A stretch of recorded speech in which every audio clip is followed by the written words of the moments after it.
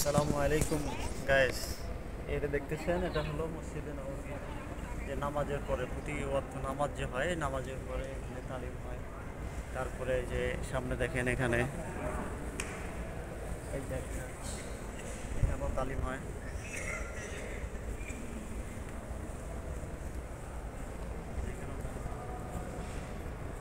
মানে বিভিন্ন ভাষায় আর কি তালিম হয়।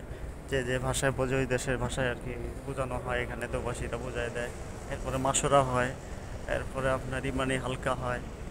শুধু আমাদের বাংলাদেশে না, সারা বিশ্বের মধ্যে আল্লাহ তালা এই কাজকে চালাইছেন। আর স্বয়ং চক্ষে আজকে আমি এখানে দেখলাম আর কি, যে মদিনা মুনাওয়ারার মধ্যে এরকম এই কাজগুলো চলে আর কি। সেই মেম্বারগুলো আপনাদেরকে দেখাইতেছি, দেখেন।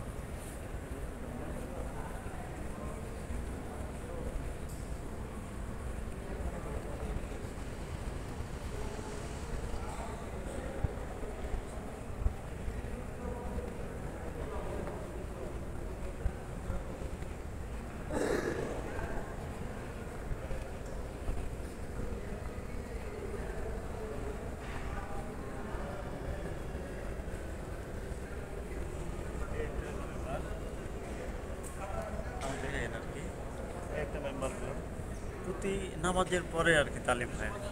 প্রতি নামাজের পরে মাসুরা ইমানি হালকা ইমানি শেখানো হয় এখানে। এরপরে মস্ক করানো হয়, কেউ যদি কোনো একটা সূরা না জানে থাকে সেই সূরাটা শিখাই দেওয়া হয়। হ্যাঁ, এই জন্যে বাংলাদেশে আমরা যারা আছি আর কি তবলিগওয়ালা, এরা আমরা যেন এমন একটা ফিকির করবো, এই ফিকিরের কারণে যেন সমস্ত মসজিদে যেন পাঁচ কাম চালু হয়ে যায়।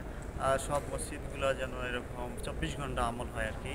বলে এই মদিনার তরতিবে আর কি, মদিনার মধ্যে যেমন হইতেছে আর কি, আমরা যেন হয় পুরো বিশ্বের মধ্যে যেন এই কাজটা চালু হয়ে যায়। এই জন্য একটা ফিকির করার দরকার। এই যে দেখেন কিতাবগুলো আমি দেখে দিচ্ছি।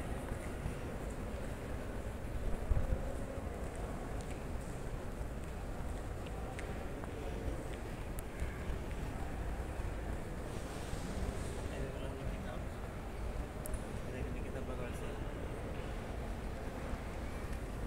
তো ঠিক আছে গাইস, ভালো থাকেন, সুস্থ থাকেন। সবাইকে দাওয়াত তবলিগের মেহনতের জন্য আমি দাওয়াত করতেছি। সবাই যেন পাঁচ আমলের সাথে মসজিদে থাকা হয়, ঘরের মধ্যে তালিম করা হয়।